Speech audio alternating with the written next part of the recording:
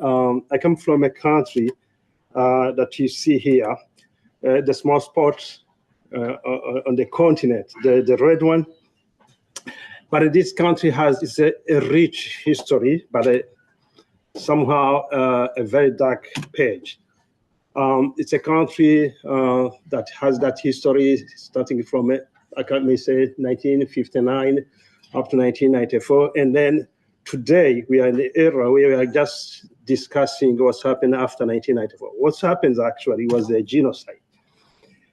And that tragedy, many people were killed, the Tutsi ethnic people, more than 1 million. So, but he can imagine what's happened after this, how the country will reconstruct, and how we be able just to do genetics in a country which was destroyed like this one, and also do some very good study that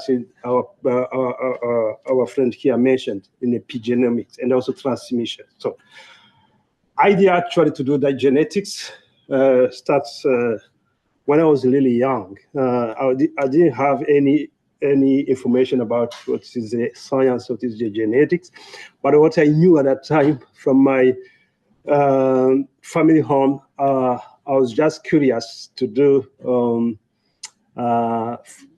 farming activities. I was raising a lot of rabbits, and then I was really interested to see how the reproduction was happening. But I was really ignorant because I could not have the clue what about the reproduction process, but also the generation after generation, what could happen. So what happened at that time was very curious to me. Where I could see in my population, you see here, a lot of malformations happening. That started just to be a point of the first point of understanding what was happening, because what was happening was really surprising to me, because a lot of rabbits were having severe malformations, but what happened was just due to the high rate of consanguinity, because I did not really have the clue and the information how I could just separate from one generation to generation two, and then extract the males. And then I ended up with having some generations, new bones from father between sister between brothers, and so on. That's why just the issue happened. So I came just to understand this later, almost 3 years ago, when I published this paper, when I was describing this history.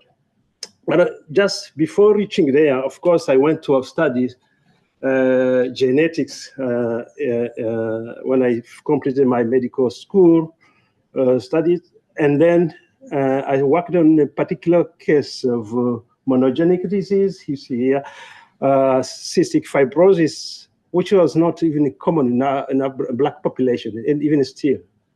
So the difference between cystic fibrosis is sickle cell anemia, which is more prevalent in African population, but cystic fibrosis more in Caucasian population. However, I used to see in a clinic some patients, you can see here, for example, treated for kwashiorkor, for malnutrition, but without improvement.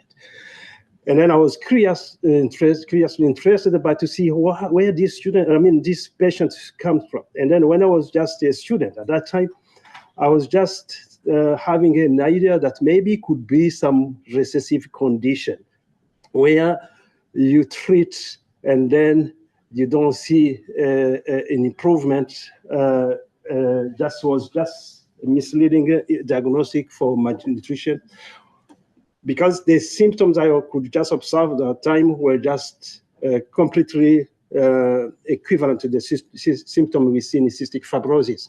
And then I studied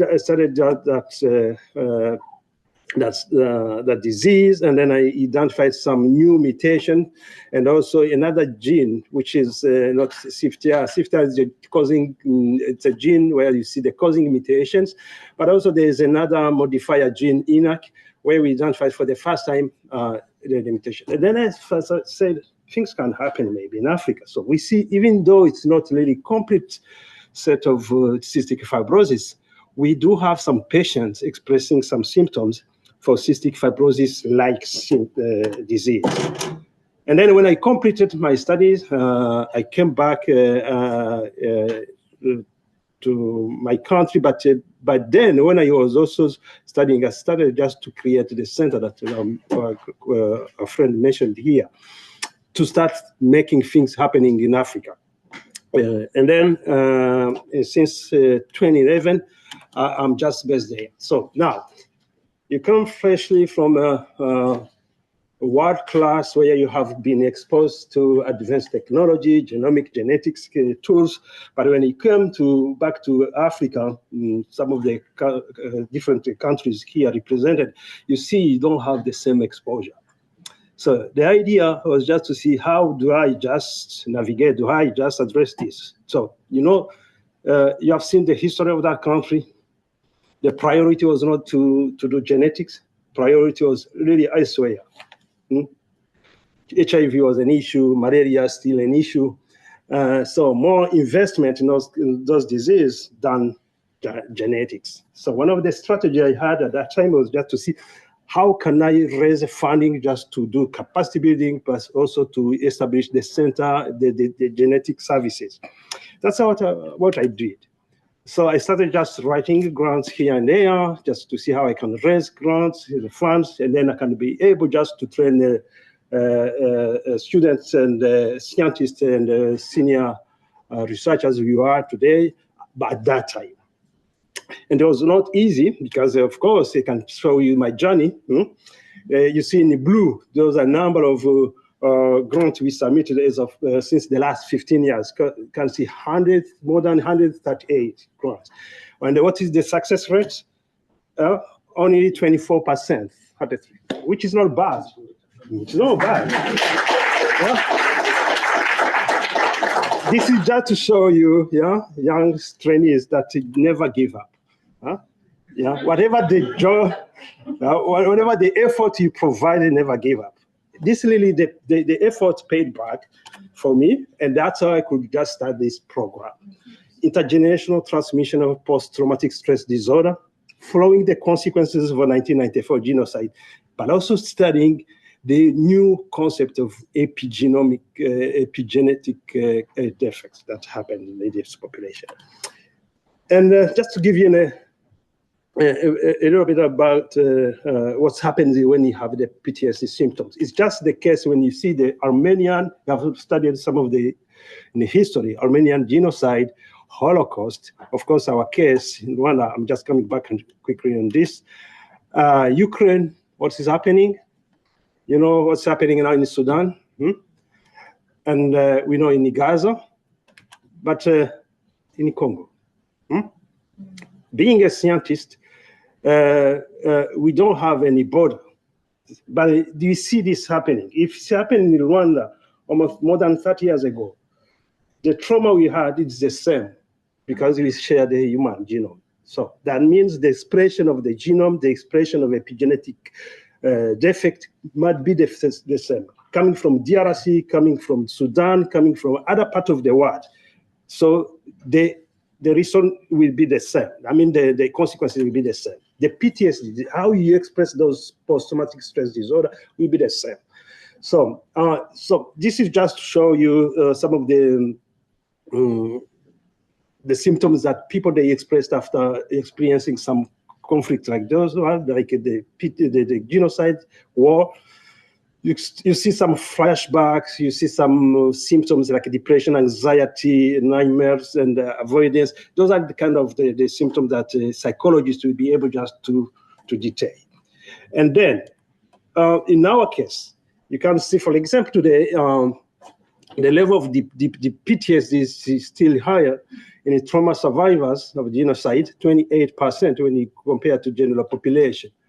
And then the depression also still high in the entire population. It's like, for example, if you experience a genocide or a trauma, and then other people just, we come later, they're newborn, they're new population, a new generation happening, but you are living in the same environment where people who have been stressed and also traumatized are living in. That's why you see the level of the trauma, the depression is still high. And how can you remediate this? So I will just come back on my last slide to show you at least the hope we have.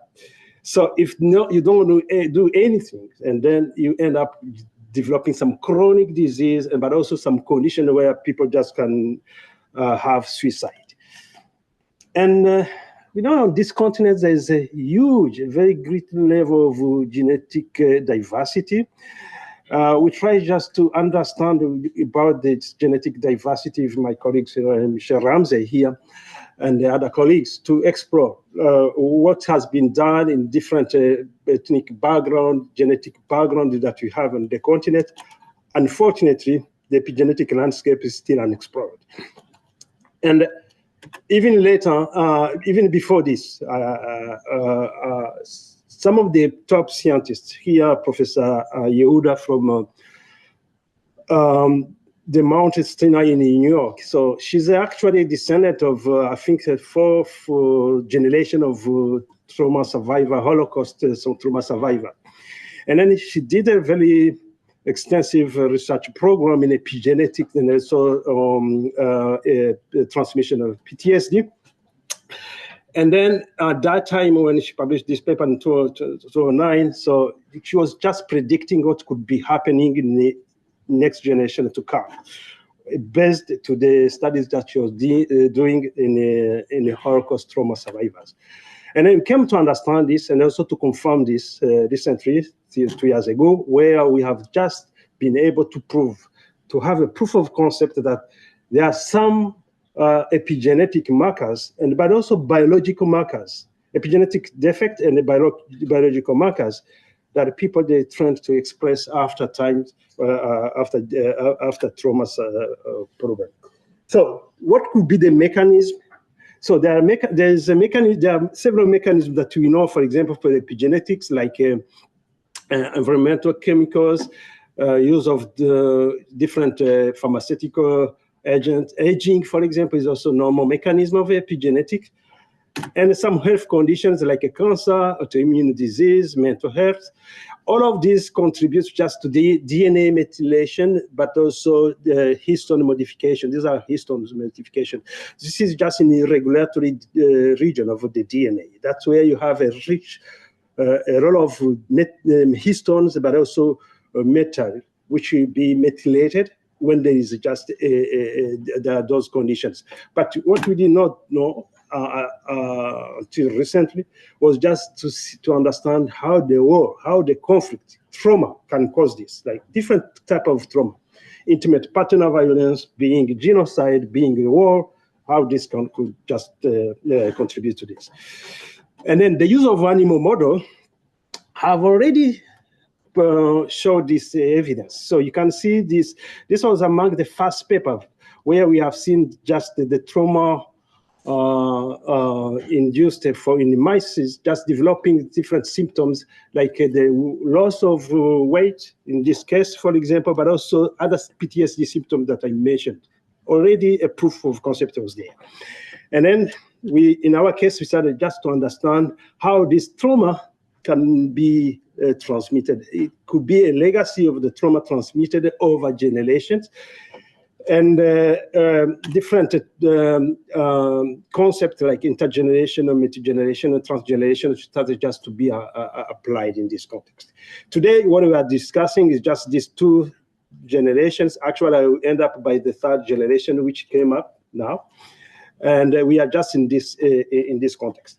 And then when you zoom in, during the pregnancy, you see with this evidence, of course, of this paper, if a woman has been just experiencing a trauma, different types of trauma, this can be transmitted to the child, and then the child may express symptoms differently, and the symptoms related to trauma like a PTSD, but also other type of symptoms might happen, of course, organic symptoms. So we are seeing this especially in our generation 3 grandchildren. I'm just coming back on that in a minute. Now, what we did, we actually, this study came from, it's a lived experience. When I was just still in medical school, In Rwanda, this country that I mentioned, we started to have this kind of commemoration period, which is just a period between April, July, which was the period of genocide in 1994. And then what I was just observing, you see these children in the primary school and the high school were having this kind of dreams, but during our commemoration period, what was just fascinating but also surprising, they were expressing some symptoms of PTSD. So one could ask a question, these were supposed to be protected during the pregnancy. How are they expressing depression, anxiety, and other symptoms that I mentioned? So it's such just to be a triggering question just to answer, to understand what's happened. At that time, again, like my time of my rabbits, I didn't have really enough information to respond to this question. And then we started just thinking that could be maybe any transmission that is happening in this generation. And then you can see what we did at that time, almost now 15 years ago.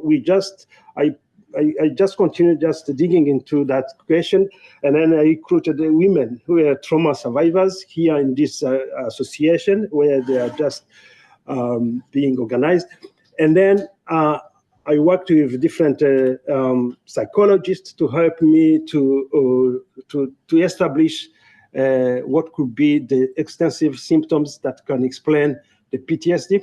But we were lucky because at that time we got a grant from HPA Africa where we could just have an extensive phenotype, PTSD phenotype tool that we used. And then we could just have a comprehensive set of the symptoms. So we worked with those. What we did a case control, just as a pilot. We started with, of course, those women who are living in the country and as cases, and then a control those who are living outside the country. Actually, due to the history I mentioned, maybe I forgot to mention that people just were refugees. They left the country to be safe, and then they've been living there over 30 years, since 1959. And then those were serving as just our control. And then, of course, we collected samples also from the children on both sides. Surprisingly, what was just to be looking for, that what we found that the PTSD in exposed both mothers and the children was high when you compare to the control. And then when you go into, we wanted also to understand, this is just for the symptoms.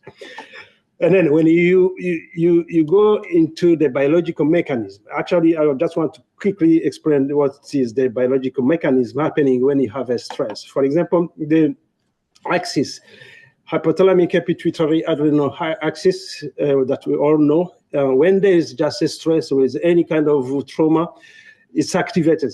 It's a cascade, it's a pathway where hypothalamus, we just produce the corticotropin hormone, which will stimulate immediately the interior pituitary, which is a small gland we have in our brain that has a capacity to stimulate other glands. And then this quickly, we just stimulate the adrenal cortex, but after producing adrenocorticotropic hormones, and then this will produce the cortisol. That's just during the acute situation. If the acute situation will also lead to the chronic situation, then there will be variation of the cortisol and the other hormones, including a glucocorticoid and mineralocorticoid, among others. And then there is a flashback, a negative feedback in this context. That's how you see if someone has been experiencing consistently a trauma exposure, and then this can just last longer, like in the case I'm just going to show you. So in our case, those are just the children and the mothers who were not exposed in white boxes, and then in black, those were just exposed. You see the variation, the differences. Same for the cortisol. Same for other biomarkers. mineralocorticoid, glucocorticoid, you see the differences. In the black, there's just low level glucocorticoid. Here also mineralocorticoid was just higher in this population, almost always in this exposure group. What was surprising in our pilot study in 2014, with my former PhD student here, was to see the CPG island. In black here, that's where you see CPG island, several CPGs methylated for this single gene, NR3C1 gene. A lot of high methylation in this exposed group, airways, children here and mothers, you see. The black and the dark gray. So that was just the first evidence we discovered, and then we wanted just to expand in our cohort to understand, is this really something that is very significant and a large scale? And then we got this grant from NIH3 Africa program. And then we used the same approach. We increased the sample size, and then we use the same approach. And then in this context, we use the Illumina chip just to do epigenome-wide association studies, to screen the entire genome. And of course, when you screen this, there was some focus on in this context, like the glucocorticoid receptor regulatory network, which has a very rich, region where you have more than 82 genes which have been identified to be associated with trauma. Again, following the same HPA axis. And then, of course, yeah, these are just the techniques that we did my former student here with infinite methylation controls, and we did quality check. What was very interesting in the context for the methylation, we could also even do the sex discordance. You see the Y chromosome here, because the children who were born after 1994, the genocide were both males and the females. We could just see the males and the females in this context for measurement of the methylation. So the results I present here were really another new proof of concept after our pilot. You see in the pink zones, especially in this pink zone here, those are the regions with high methylation. Actually, methylation levels, you just measured between 0 and 1. The more you are close to 1, you have high methylation. When you are close to 0, see less methylations. Okay? So you can see in these 3 genes, our candidate genes that we identified for the first time, BCOR, PRDN, 8VWDE, those were really highly methylated in co-exposed groups versus non-exposed groups. Again, another good discovery and also proof of concept. We can still see here in both children and the mothers, especially here in red, highly methylated when you compare to the blue, who are less methylated, who are just normal, actually not methylated. And then in this genes, we also identified several DMR, differentially methylated regions in mothers, and both mothers and children. For mothers, 24 new DMRs were identified, and the children also several, 16 DMRs. And then when you just combine both, you see common genes that have been just identified in this context. And surprisingly, all of these genes are just linked to the functional, brain's functional. That's why you could see some of the symptoms like cognitive function, anxiety, depression, and the others. So, and then these are really representing a target for drug development. Just to give you a story, which was a lived experience. When we started just recruiting our participants, there are some women who were under treatment in the psychiatric department for depression, and they could not improve, like my patients with malnutrition. They could not improve because there was no targeted treatment for the genes, for the problem that they had, which was just caused by these genes that have been methylated. So this is a very good outcome just to design appropriate, precision medicine, appropriate treatment in this context.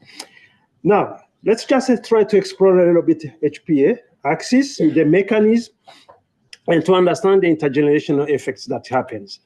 Again, you remember this HPA axis, just hypothalamic stimulated fast, and then so you end up by producing cortisol, glucocorticoid, and others. But there are others that I will also show you. In our context, we also explored other biomarkers like a BDNF, which is a brain, actually these are new findings that we are now trying to publish, brain-derived neurotrophic factor, which is a growth factor in the central nervous system. The low level of the BDNF has been associated with other mental health conditions like a PTSD as well. And then that's why you see here, for example, the PTSD in some cases where you see the BDNF has been just affected. Same for another marker that we are really interested in neuropeptide. Neuropeptide is actually is a signaling molecule in the brain that can affect the mental health and by influencing neurotransmitter and the brain activity. And this has also been associated with depression, anxiety, and the PTSD. Another marker is also the PACAP, pituitary-adrenal cyclase activating polypeptide, which is involved in stress. And the last one is just the HSP, 27 actually and the 70. These HSP, the heat shock proteins, are increasingly being linked, associated with also other mental health conditions, especially in PTSD. All of those markers that really have been associated with PTSD, we have been really interested to explore them. And then now one could just ask, there's methylation, there's biomarkers, and the symptoms. When you do a correlation of the three, we are trying to do actually this model. We are not yet done with the analysis, but we are just trying. Do correlation, and then you come up with a strong evidence. So, but however, before reaching there, you can see the symptoms. We have 3 generations, so we have an actual 2 generations. The mothers who were exposed during 1994 genocide, the first child who was born during 1994 genocide, and sibling. Those who were born after 1994 genocide for the second generation. So, but what you see here in the red, there are symptoms which are still higher when you compare to the blue, those who are controlled, again in our context. So we try just to merge these symptoms by understanding the correlation between the symptoms and the biomarkers and the methylation. So let's start just by the symptoms. You can see, for example, I'll try just to zoom in because you can't read from your place. For example, the first, let's see the trauma. When you see the trauma, on the left side here, those are the control, right side here are just the cases. You have mother, child 1, child 2, okay, on both sides. Mother, child was child 1 born 1994 genocide, child 2 born after. Same for the control. When you look at the trauma exposure, you see it's very high. Let's go to the next item. Symptoms, PTSD. If you take the whole spectrum of the symptoms, still higher in exposed. And then when you go to the other symptoms like intrusion, very high. And when you go to avoidance, also high. And when you go to negative mood, high. Negative cognition, high. But when you go to the resilience, low. So these are just the data from the psychologist, of course, and the neuroscientist. So, but this is just a proof of concept. Just being in the genocide, being in another world, being in another trauma, this is what's happening. And then, what about the other biomarkers that I mentioned? So let's try just to combine HPA axis biological markers and PTSD symptoms. When you see, again, let's zoom in, the cortisol is very high in exposed group. when you see non-exposed group, again, mother child 1, child 2. When you go to corticoid, very high. When you go to corticoid also high, HSP 70 high, HSP 27 high, PACAP high, and BDNF also high. But here, neuropeptide is just low. Okay, it actually it's supposed to be so low in the case of post-traumatic stress disorder. So these are really very new, strong evidence, that findings that we had. I wanted just to share with you to show what's happening in this kind of trauma. So lastly, let's try just to do correlation between the biomarkers, HPA markers, and the epigenetic defects. So in our context here, for example, you have been, we identified several CPG genes here that you see here, not clearly, but what I want just to show you is just the color. This color, the red one, that shows really where we have a strong correlation between HPA and the gene. This gene, for example, has strong correlation here. We use this Pearson correlation for this, and the same here in pink, those are the genes that are having a strong correlation between HPA biomarkers, but also methylation. So when also we compare the DMRs, several DMRs, you can see there is a strong correlation between the DMRs and HPA biomarkers. These are really very good data that are just strongly supporting the intergenerational transmission of epigenetic defect. So we are now busy trying to have, this is just in dimensional model. We are now trying to have 3-dimensional model being generated by AI model, but also our scientists, where we are going to compare the symptoms on one hand, and methylation on the other hand, but also biomarkers. That will be a very strong evidence as well. So we were happy when we were doing this study this year to see this paper from Syrian refugees. So this is a paper which was published in March this year, where they have studied 3 generations. You see they have been really, in Syrian refugees, they have been experiencing violence since 1980s. And then you can see the 3 generations here. In these 3 generations, when you read their papers, they identify a lot of epigenetic signatures that are linked to the PTSD observed in the population. So when we redesign again our model to continue our cohort for follow-up, we were happy just to see the same strong evidence from different population, different background, different contexts, but the common effect, which is the violence. And then same also for Gaza. Actually, this is just, it's not a scientific paper, it's just a newspaper. So they are using our model just to study the children who are, the children, especially children and the mothers who are just survivors of what's happening in Gaza. Just to show you the interest happening now in the world. Now, I just want to finish here by showing you some of the hope. Yeah. So one can just ask, how can you correct, because we used just to study in our respective background, to study that epigenetic can change. Yeah, actually, yes, there's just a reverse model phenomenon to change the epigenetic mechanism, which happens naturally. But however, in the case of trauma, we have seen the difference, the different story.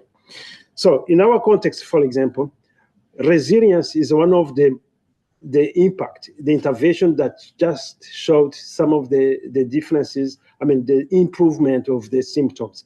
So, and then what we have today as an evidence, even though we have this resilience, which is a complex mechanism.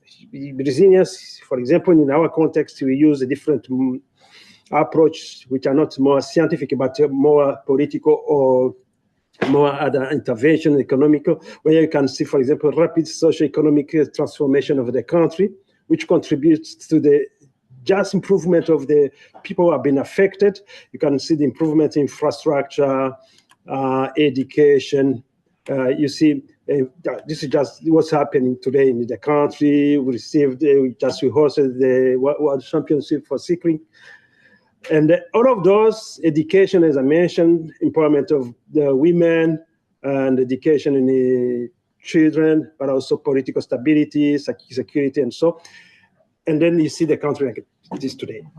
If you live in that country mentally, and you can just improve. You improve the symptoms, which is really the fact. It's a fact that we have seen the decrease of PTSD symptoms in affected population.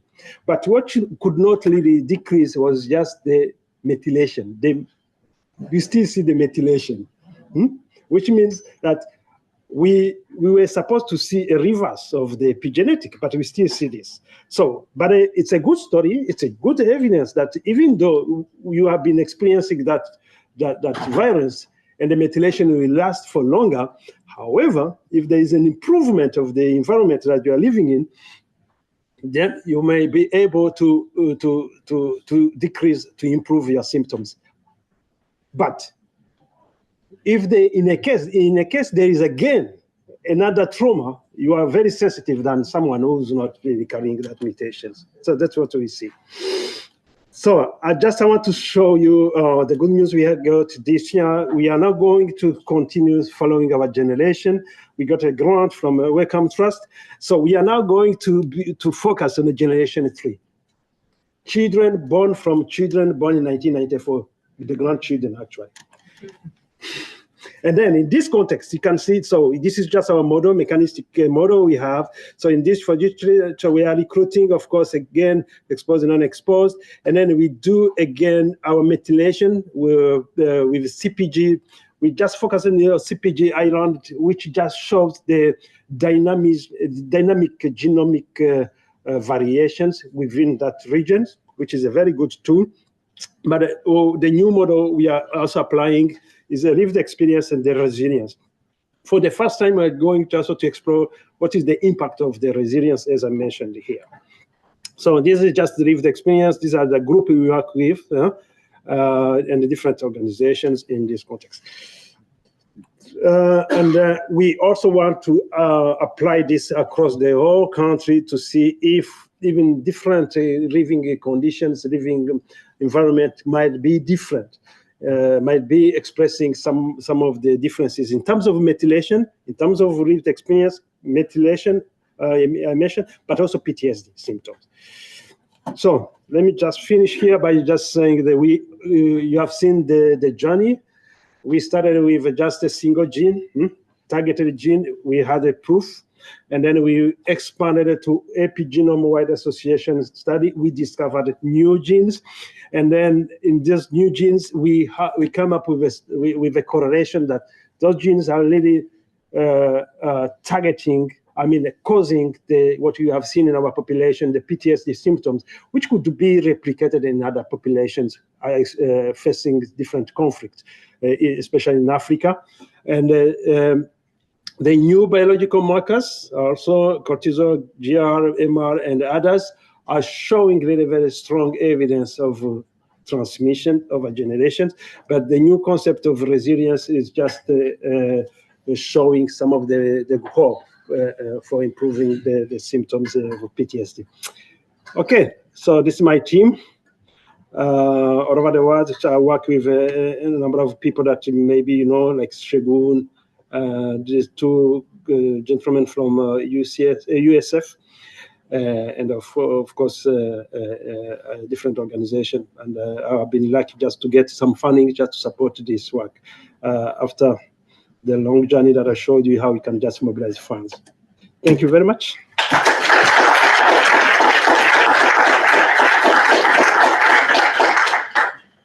Thank you, Leon, for this talk. And I think it does speak about, the current context in terms of different parts of the world, and specifically in Africa, where we have challenging context.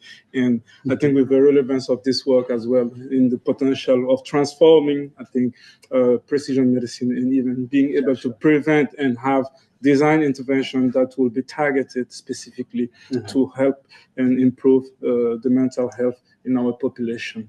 So we're gonna go for the Q&A session now. So we're gonna start in the room. Gloria. Thank you so much, Prof, for the presentation. I'm just inquiring whether you would be interested in looking at the people who caused the trauma. For example, the men who did the genocide. Yes. Would there be epigenetic factors that caused the... This is a question I ask every time. Of course, yes, because also they have been also affected in other ways, these people. And some of those who did genocide, actually, they went outside the country, living in very difficult conditions, and some of them also lost their relatives in country during the war, because the genocide, when they started to stop the genocide against the war, you understand? The trauma is the same. And what I mentioned, you share the whole genome. So, being that side, also being a survivor of the genocide, maybe what could be different is just the level of the trauma exposure violence, which is the case. For example, the women I showed you here, majority they experienced physical violence, emotional violence, but also rape cases. So you understand the trauma might be different from someone who's causing the genocide, okay? Even though he's going through other tough conditions, the trauma might be different. But on the level of PTSD, there's a group actually of scientists in the country working with them. They started just to use our model of a PTSD tool from H3 Africa. They're finding the same symptoms. You see, yeah? The same for Syrian population. So you understand, because we all share the genome, but the way you respond to might be different. That's why even in our population, the level of resilience has been just different depending. You might have, that's among more than 400 women we have, the level of responding to resilience is that those who are recovering very quickly, that those who are not recovering quickly because of the trauma exposure was different. It's the same if in this room we experience a stress. We are going to react differently. Yeah? Because our HPA axis will be reacting differently because of also how the organism also is made. That's just nature. Yeah, that's a very good question. Always I get that question. Yes. Okay, thank you. I just want to ask a question. I was meant to examine that one of the main ways of compensating. Can you speak louder? Okay, one of the main ways of compensating the victims was for the aggressors maybe to work for the oppressors. I think there was something like that, whereby one of the compensating factors in one after the genocide was to find the guilty and maybe to assist the ones who they had affected, maybe by taking their land or something like that. I don't know what it's true. So my question is, can it be one of the confirming factors in the study of PTSD, if there was that form of compensation? Okay, yeah, very complex, very good question, actually. So there's been a reconciliation process, okay? So those who are still inside, for example, who were involved in genocide, being in that reconciliation system, but they made kind of category. There are those really did the genocide, and those who have been assisting, those who have been planning behind from their offices, planning the genocide, you see, also affected differently. And then, during that process, also there's an oppressor, there's an aggressor, okay? That's what we say. Those who are survivors, also living with those people, it was a process. Because sometimes it could just reactivate the symptom. Yeah, it could reactivate. But if you are just living in a setting, in an environment where you have, of course, we don't want just revenge. You just teach people. It has been a process. I can't say really it was successful 100%. No, there have been some challenges. But what we have seen, was just that reconciliation also participated in resilience rather than just causing the issues. Okay. Ambrose? Oh, okay. Yes, students. Yeah, in the back there. Yes, Usman. Yes, I've been here for a while. So, similar studies that actually I serve as a PI in my country, although it's a population-based study on epigenetics. Which country is yours? The Gambia. The Gambia. So we were able to find maternal stress. So this is an epigenetic factor. Maternal stress leading to, of course, maternal diet and toxicant exposure to, and coming down to parental smoking impact on the life of the offspring. So we were looking at the life of the early offspring. Okay. So although this is population-based, going through the ANC, the antenatal care of those pregnant women, we were seeing a very strong correlation with obstetric hemorrhage, with that of the maternal stress. So I was wondering, women who were pregnant during the time of genocide, I mean, if they were sampled aside, and only those who were lactating during the time of genocide, and perhaps you can have a comparative analysis for the recent epigenetics imprints. That would actually be something interesting. Yes, but lactating, we didn't just sample them. Okay. We only sampled those who were pregnant. But because lactating, that means actually we assume even the children from the lactating, they are not really concerned. Even though the trauma might be there, so the transmission, because we are studying the intergenerational transmission, those who are lactating, they are lactating in a situation when maybe they were born before 1984 genocide. You see, we have those cases actually. However, when they grew up, they have been growing up. So they were living the first 10 years after genocide, they actually were still tough. Okay, we're still tough. Even when you see those that we sampled from pregnant women, the delivery situation was complicated because the majority of them could not get any assistance. No. So that's why you see the level of trauma has been very high, and also the mutilation, actual mutilation, it's just an indicator to see this, was very high in this population. So for the lactating, we didn't really see it. However, I just agree with you. Early childhood, when you just follow them, you may just see symptoms differently, depending on the level of exposure. So we, again, in our research program, you have seen we were not happy. We did not have just chance to study them just after 1994 genocide. There was no any tool. There was no any. We started just later. I show you in my journey, when I finished to do my studies, I was able just to do any genetic testing. That's when I started. But nevertheless, what was very good is just to discover. Things are happening almost 15 years before. We were able just to see this. So which was very good, just evidence. So in your context, we are not really studying those who are lactating. Even though you had to do that, you will see, of course, for the level of PTSD, you will see differences. But for the level of epigenetics, I'm just doubting a bit. Sample volunteers. So, Usman, we're gonna give the floor to someone else, the opportunity, Ambrose, and then Khalid. Yes, Ambrose. Thank you very much for your lecture. It's really, really impressive. First of all, the design and the outcome. I'm personally wondering what is your personal coping mechanism or resilience, because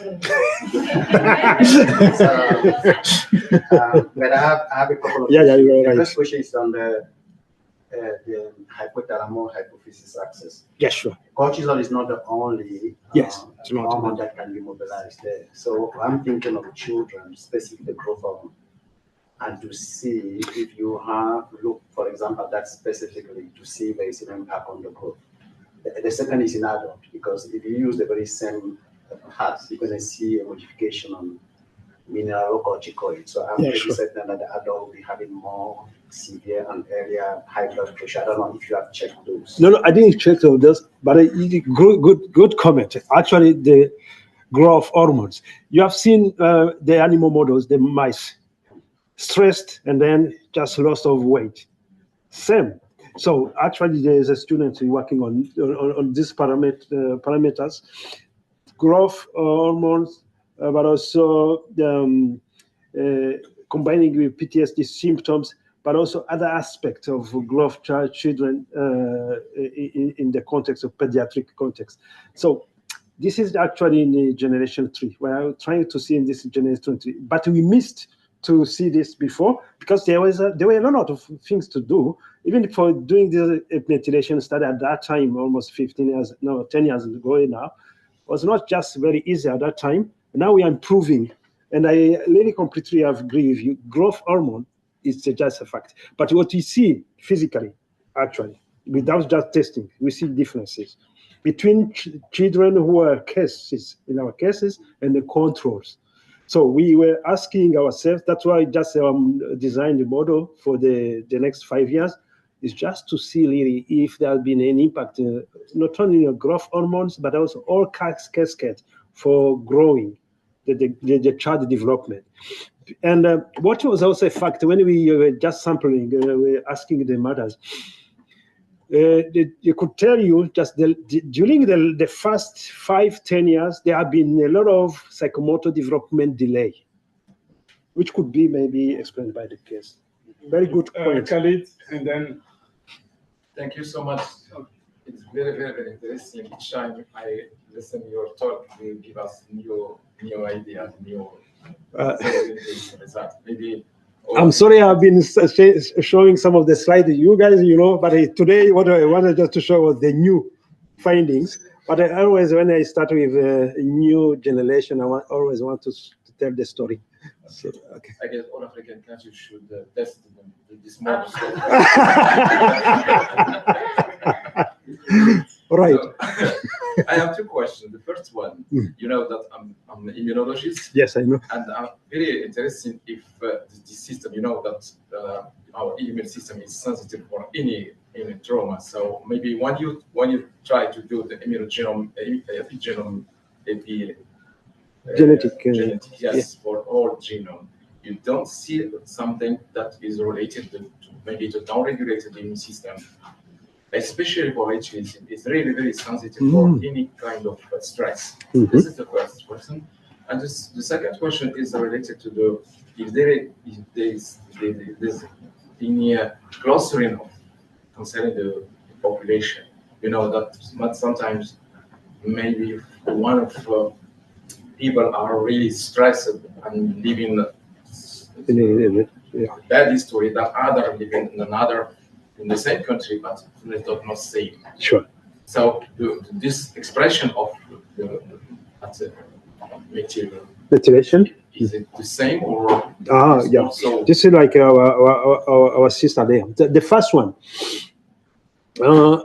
we did not really look into, but I think maybe it could be look into the immunogenicity.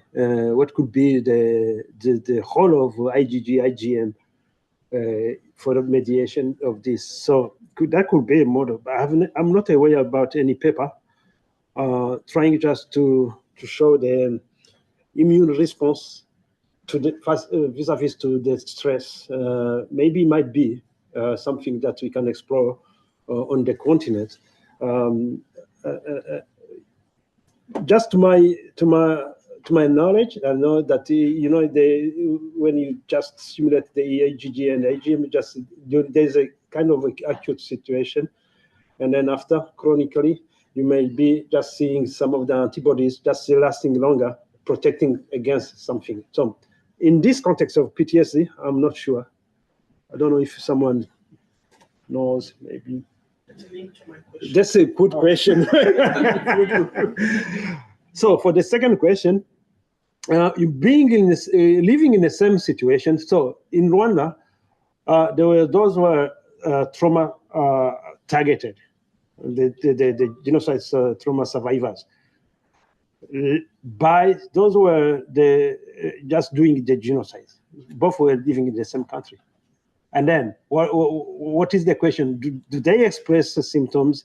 Yes, today I see they express the symptoms, but differently, because of what I explained to our sister there. And I think, again, because we identified some of the methylation DMRs, several DMRs, I just think that because some of those, even they experience after some problems, after doing genocide, those who are just trying just to leave the country, and also by those who have been affected by the war, because some of those, they also lost their relatives, maybe, could be. It could be. So there's just a study, ongoing study done by, as I mentioned, some of the psychologists here, looking into those, especially who are in prison, or those who came back in the society living with the trauma survivors. So, but I expect, because we all share the whole genome, I think we might find the same situation. Mm. Last question from. Amy has been here. So it was answered. Yes. Thank you for your presentation. Very interesting and very practical. My question is regarding your case control study. Yes. Did you mismatch each of them, or maybe it's not relevant? That is the first. The second one, in children group, did you see any variation according to the age? Because, okay, first one, controls. Controls were, we were also thinking it could be a bias. Was not a bias, because those who are living, it's like you are living here at UCT in Cape Town. Your brother is being killed in Rwanda, okay? So if you are not experiencing the same violence, even though emotionally you might be affected, okay? So in our tool for evaluation of the PTSD symptoms, we also evaluated them to see if emotionally they have been affected than those who are really in the country. So we could show differences, because you'll be recovering very quickly, even though you can just still have the emotion, but in terms of the methylations, you're not going to get those methylations. Yeah. Then second question, the children age. The age, no, there's no difference, because we have been following the children since, not really since when they are born. So since the time we started the study, and then up to now, 15 years later, still see the symptoms. But what is just, happening is just the decrease of the symptoms. No? You know, the PTSD is very complex, but you can see some symptoms, depression, anxiety. Those are just measurable. You can just measure them. With there are some tools we use, like a DSM-5, PSL-5. Those are psychologists or neuroscientists. You understand them. So there is a really objective finding when you do that. Okay. But the age is not just. There's no impact on the age. Okay, 1 minute, last question. Okay. I have a context question and suggestion. The context, Julie Arvan, yes. She was working on Rowan. And we sequenced 3 of the families, one from Belgium, one from France, and 2 from Belgium and 1 from France. Long-read sequencing in my team. We only found 1 variant in a gene that is related in this hypothalamic region. But the Rowan syndrome is a rapid onset of obesity with hypothalamic dysfunction. Children, when they are 4, they rapidly develop obesity. Within the period of 6 to 8 months, they can actually leave normal range up to +3, +4 weight standard deviation. It's really rapid. No events alone, they don't change. And then they develop diabetes. They also develop a lot of other immune deficiency issues. Yeah. So we are looking for the cause. We didn't really find. Hypotheses are genetic, epigenetic, and particularly immune in the genetics. Could be. Just sitting here, I was thinking based on your presentation, amazing work. Maybe we are going in the wrong direction, taking patients with ROAD and searching those avenues. Maybe in your code, this type of code, people who have been exposed to stress, who have methylation changes. Okay? If we see an enrichment of ROAD, it might actually validate that the methylation is one of the mechanisms. The question is, have you seen this type of enrichment? My suggestion is, if you do this research, please include me. Welcome, because you know him. That's a good one. Yes, sorry, I just have a question. Okay. So let's say if we move to the third generation, right? And in the third generation, you see the same signature. That means that the germline has to be modified. Good one. You see this paper, that's why I wanted to ask a question. But no, I understand where you go. Okay. The germline, for the germline. Yeah, in this, you see, in blue. Yes, okay. Okay, good. Now we have the answer.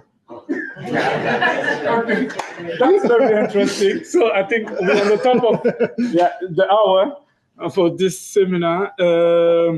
We're going to continue the discussion over lunch. We're going to thank Professor Leon Mutesa for his wonderful talk.